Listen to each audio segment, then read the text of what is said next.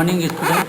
आज हम बात करेंगे मध्यकाल में सल्तनत काल की। सल्तनत काल का जो शासक वर्ग था उसके वंश को क्या कहा जाए, क्या नाम दिया जाए, ये महत्वपूर्ण है।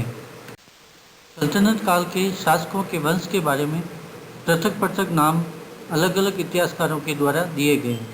हर इतिहासकार अपने हिसाब से उनका नामकरण किया है और उसी के हिसाब से वह उनके साक्ष्य भी देता है। आज हम उन साक्ष्यों के साथ साथ में उनके नामकरण की भी बात करेंगे।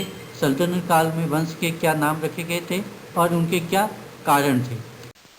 सल्तनत काल के शासक की शुरुआत कुतुबुद्दीन ऐबक से होती। कुतुबुद्दीन वास्तव में साहिबुद्दीन मोहम्मद गौरी का गुलाम था और उसी से हम कुछ लोग गुलाम वंश इसे कहते हैं। प्रमुख कारण इतिहासकारों का ये है कि जो शासक बना था कुतुबुद्दीन ऐबक, वास्तव में वह साहिबुद्दीन मोहम्मद गौरी का गुलाम था और गुलाम के बाद में भारत के एक प्रतिनिधि के रूप में उसने शासन किया, मलिक बना और बाद में स्वतंत्र शासक के रूप में कार्य किया।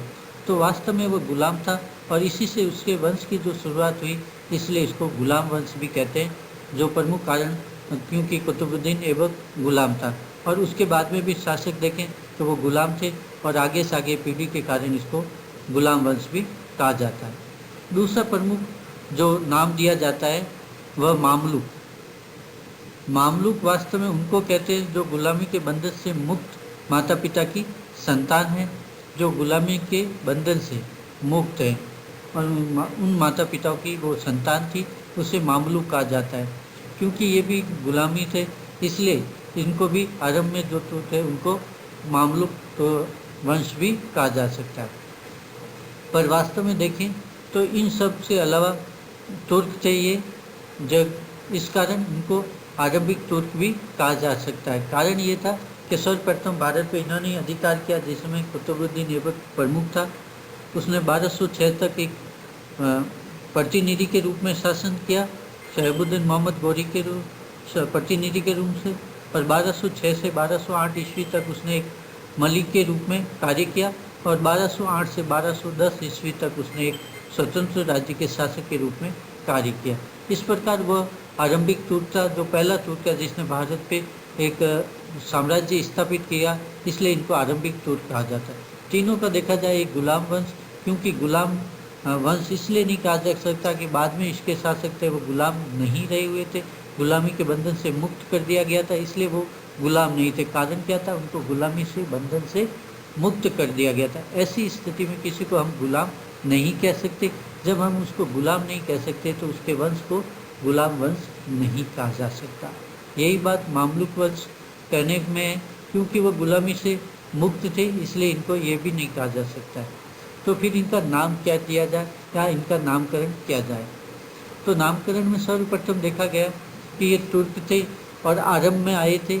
सर्वप्रथम जो आए थे, जो शासन के रूप में, शासक के रूप में यहाँ आए थे और उन्होंने यहाँ पर आकर शासन किया। इससे पहले जो आए थे वह युद्ध लड़कर धन प्राप्त कर कर वापस अपने देश लौट गए, अपने साम्राज्य लौट गए और यहाँ से केवल उन्होंने धन ही प्राप्त किया। लेकिन कुतुबुद्दीन ऐबक पहला शासक था जिसने यहाँ आकर प्रतिनिधि रूप में, बाद में मलिक के रूप में और अंत में शासक के रूप में कार्य किया। इस प्रकार ये आरंभ में वास्तव में तुर्क थे जो आरंभ में आए थे, जिन्होंने शासन किया, इसलिए इनको आरंभिक तुर्क कहा जा सकता है। और वास्तव में देखा जाए तो यही नामकरण सही रहेगा, क्योंकि गुलाम वंश से एक गुलाम की मानसिकता का वर्णन आता है, मामलुक वंश से भी एक गुलामी की मानसिकता और एक नस्लवाद की शुरुआत हो जाएगी। ऐसे में इनको हम मामलुक या गुलाम वंश की जगह आरंभिक तुर्क कहें तो ज़्यादा बेहतर होगा। और वही सब तर्क के आधार पर देखें तो आरंभिक तुर्क या आदि तुर्क कहना उचित है।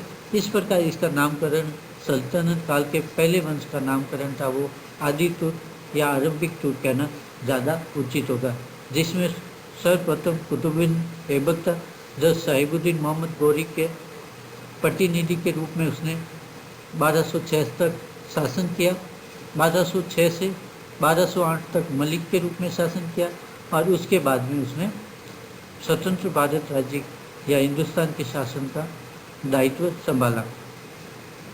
आरंभ में देखें तो एक प्रतिनिधि के रूप में उसने विजयताएं प्राप्त की, एक से एक बड़ी विजय को प्राप्त किया उसने। उसके लिए साम्राज्य विस्तार करने की कोशिश की और अधिक से अधिक धन प्राप्त करने की कोशिश की। साथ में जो साम्राज्य प्राप्त हुआ था उसको बनाए रखना उसकी प्रमुख जिम्मेदारी थी और उसको उसने अच्छे से निभाया।